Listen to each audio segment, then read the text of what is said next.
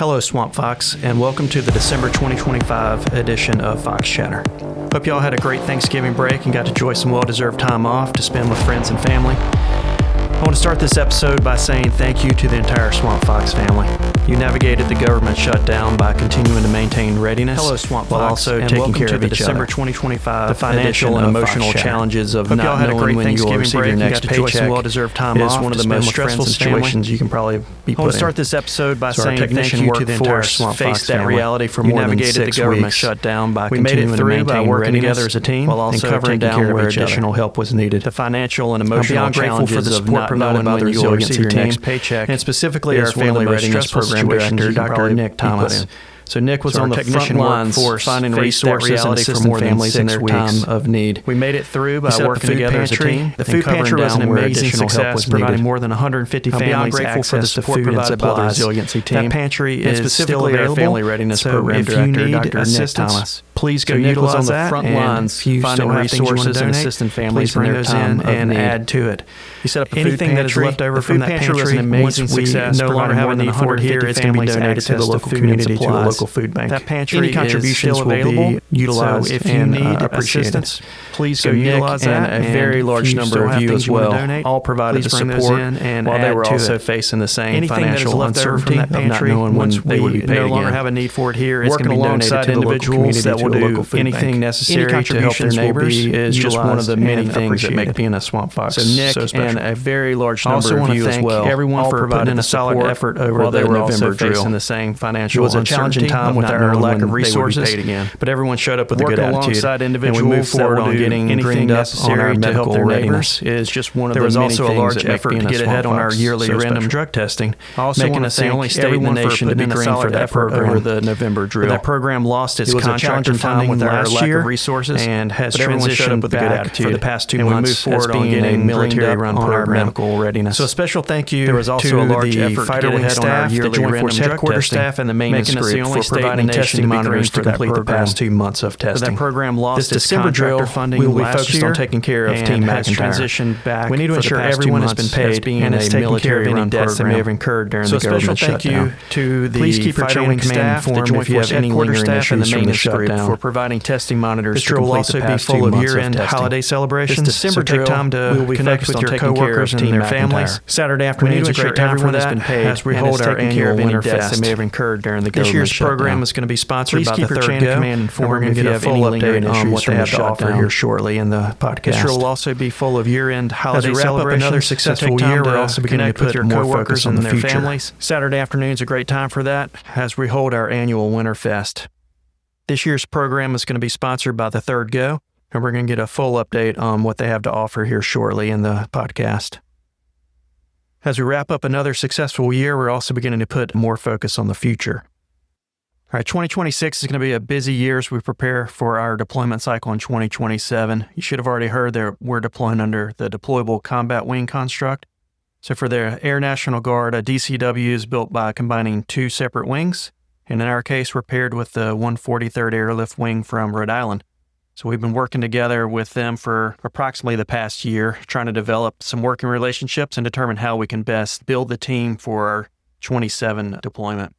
So today we're joined by Colonel Ryan Hurt, who is going to effectively be the DCW wing commander when we deploy together with them. So Colonel Hurt, welcome. Well, thank you, Colonel Bowes. Great to be here today to talk to your folks, and it's been a great couple of days visiting as well. Yeah, so you brought a team down with your Command Chief, Nick Kollette, and a bunch of other folks from your wing. Just trying to get a background of kind of what we do here at McIntyre. What's specific to the 143rd in Rhode Island? So we have 3 primary missions that we do out of Rhode Island. We have the tactical airlift with the 8 C-130Js that we keep on our ramp. We also have a combat comm squadron, which provides that service. And then our 3rd mission is the cyber operations squadron. So those are our 3 primary missions, with our primary interaction with you being through our MGFE with the Js. So yeah, with you guys having the C-130s and us having F-16s, we put those together as we go down range, and it's the combat air forces and the mobility air forces kind of combining. It's almost 2 different worlds, if you want to look at it that way, with maybe how things operate and happen. So this is a good chance for us to learn a little bit more about each other and how we operate. So as we start to train and certify as we get ready, What kind of events do we have to look forward to? We did have a interaction with you guys in your last CRE where we had one aircraft came down here to do a little bit of the support for our logistics side.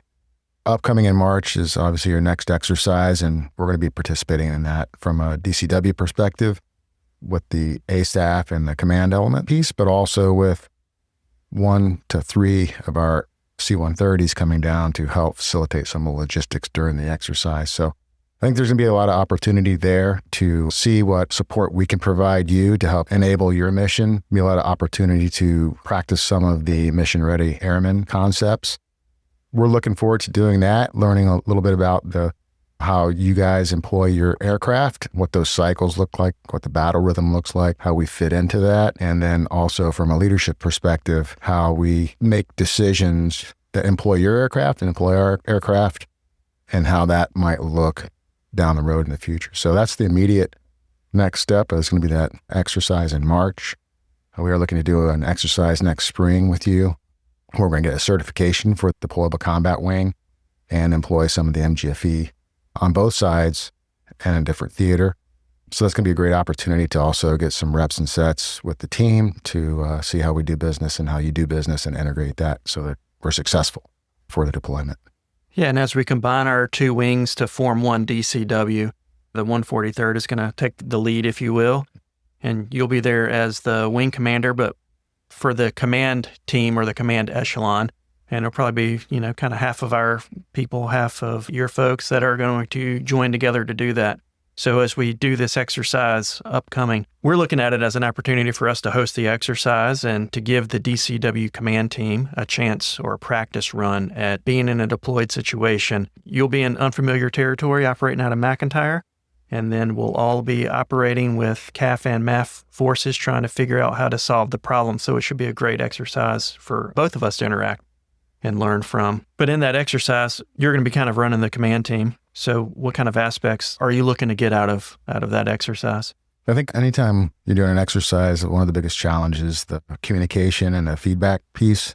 I think they're designing an exercise where it's going to challenge us with 3 different locations based on the great power competition down the road. Some of that, the way that we're going to employ our forces is going to be used in this exercise. So executing that with a main operating base, a FOS, and a contingency location is something I think it's going to be good for us to practice and see where we integrate and then how that communication works back and forth, both in a normal environment and then in a contested environment.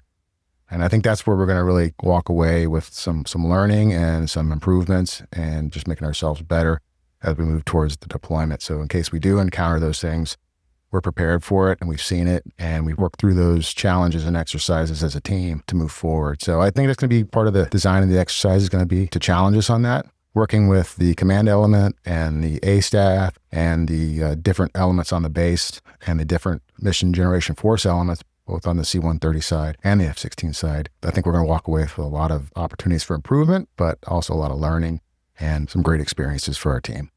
Yeah, and this is a lead up to the certification process. So this is a training run, if you will. And then that's going to get us ready for the actual big certification event. Looks like it might be a fun time there in Europe.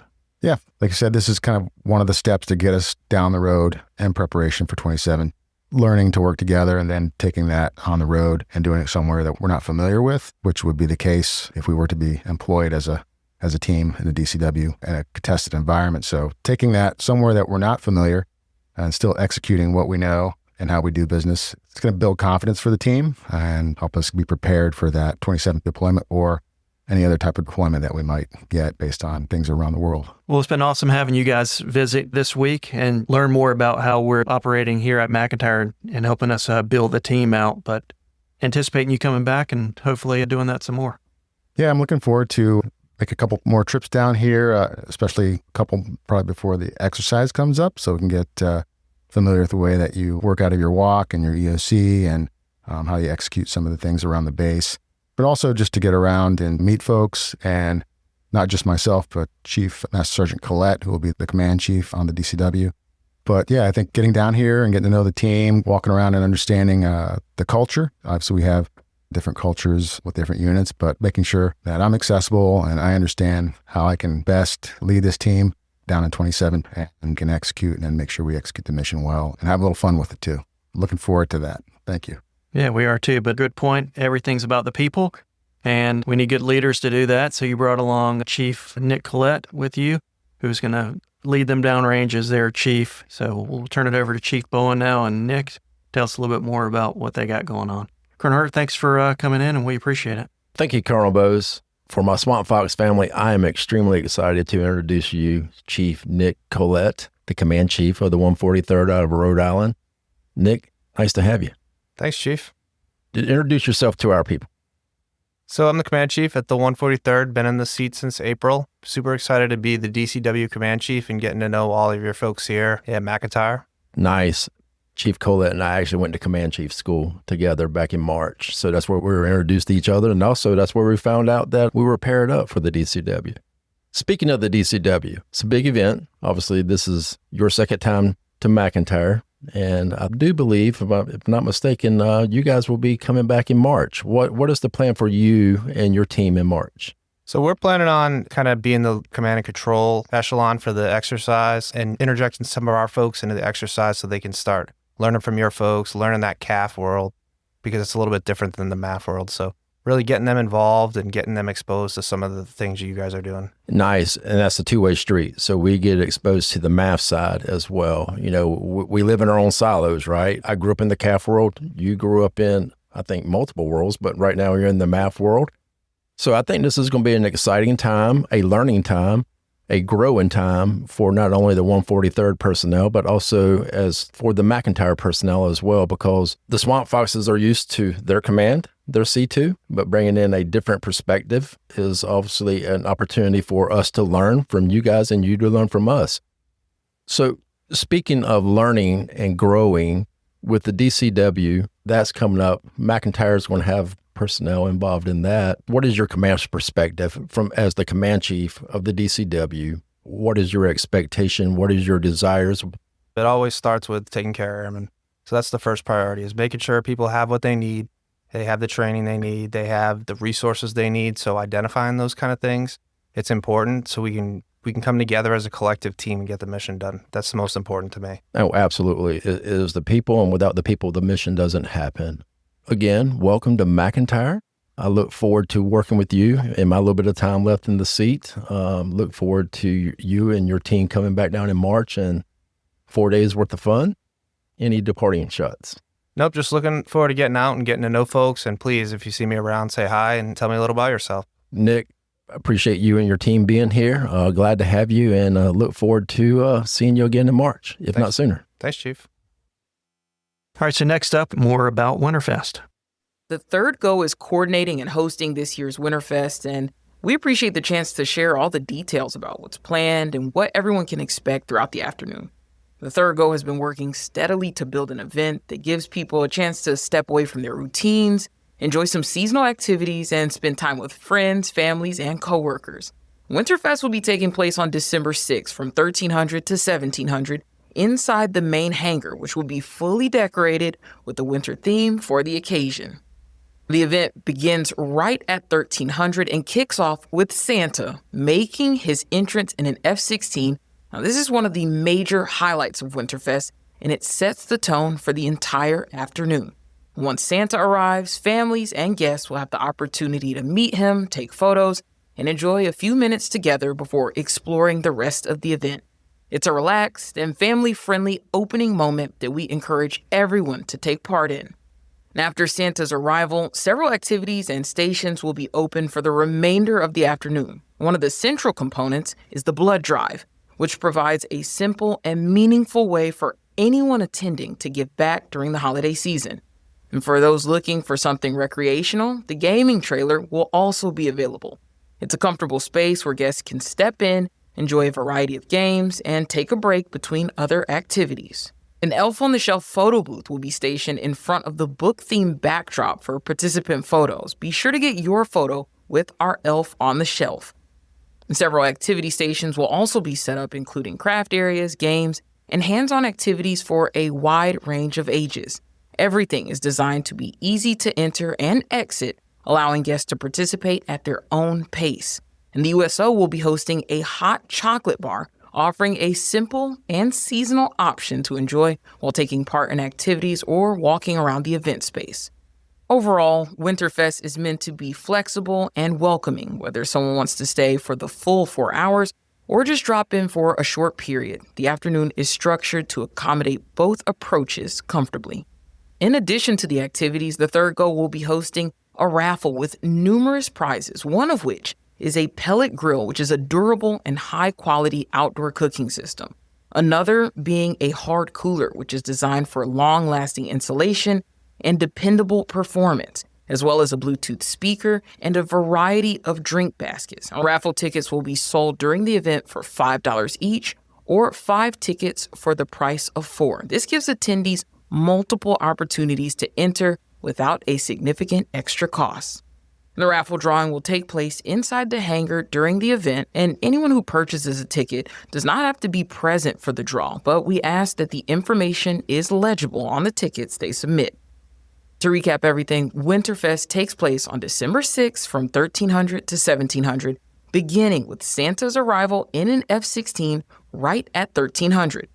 After that, the event includes the blood drive, gaming trailer, crafts, hot chocolate, games, and multiple activity stations. It's all intended to be a simple and enjoyable seasonal event designed to provide a break from routine and offer something for everyone who attends. People can participate in as many activities as they'd like or simply stop by and enjoy the atmosphere. We appreciate the opportunity to share this information and hope everyone takes a moment to come out and enjoy the day. This is all on behalf of the Third Go. We're looking forward to seeing everyone out at Winterfest. Some other things coming up for this drill. The first sergeants have started a diamond boot camp on drill weekends, so you can join them on Saturdays at 1500 or Sundays at 0600 for fitness and fellowship, and that's held at the track. Another new announcement is morale t-shirts are authorized and back. On Fridays, the entire wing is authorized to wear a blue morale t-shirt underneath their uniform. You can also wear that on Saturdays of drill. So for right now, we're going to stick with Swamp Fox blue being the only authorized color. I know some other squadrons and places on base have other colors they like to wear.